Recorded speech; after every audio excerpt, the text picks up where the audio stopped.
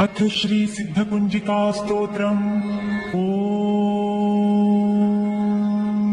शिव उवाच शृणु देवी प्रवक्ष्यामि कुंजिका स्तोत्रमुत्तमम्।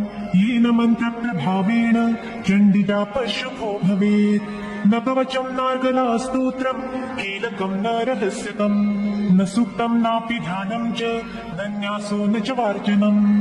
कुंजिका पाठमात्रेण दुर्गा पाठफलम् लभेत्। अतिगुह्यतरम् देवी देवानामपि दुर्लभम्। गोपनीयम् प्रयत्नेन स्वयोनिरिव पार्वती। मारणम् मोहनम् वंशम् स्तम्भनोच्चाटनादिकम्। पाठमात्रेण संसिध्येत् कुंजिका स्तोत्रमुत्तमम्। अथ मन्त्रः ॐ ऐं ह्रीं क्लीं चामुण्डायै विच्चे। ॐ ग्लौं हूं क्लीं जुं सः ज्वालय ज्वालय ज्वल ज्वल प्रज्वल प्रज्वल। ऐं ह्रीं क्लीं चामुण्डायै विच्चे ज्वल। हं सं लं क्षं फट् स्वाहा इति मन्त्रः। नमस्ते रुद्ररूपिण्यै नमस्ते मधुमर्दिनी। नमः कैटभहारिण्यै नमस्ते महिषार्दिनी। नमस्ते शुम्भहन्त्रै च निशुम्भासुरघातिनी। जागतं हि महादेवी जपं सिद्धं कुरुष्व मे। ऐङ्कारी सृष्टिरूपायै ह्रीङ्कारी प्रतिपालिका। क्लीङ्कारी कामरूपिण्यै बीजरूपे नमोऽस्तु ते। चामुण्डा चण्डघाती च यैकारी वरदायिनी।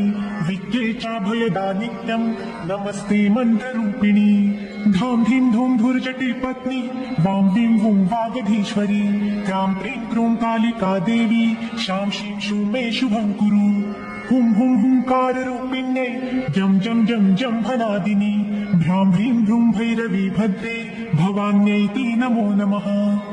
ॐ कं कं चं टं तं पं यं शं विं जुं ऐं विं पं क्षं धिजाग्रं धिजाग्रं त्रोटय त्रोटय दीप्तं कुरु कुरु स्वाहा।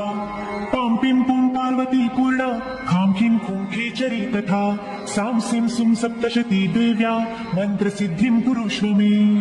इदं तु कुंजिका स्तोत्रम् मन्त्रजागर्ति हेतवे। अभुक्तेनैव दातव्यम् कोपितं रक्ष पार्वती। यस्तु कुंजिकाया देवी हीनां सप्तशतीं पठेत् न तस्य जायते सिद्धिररण्ये रोदनं यथा।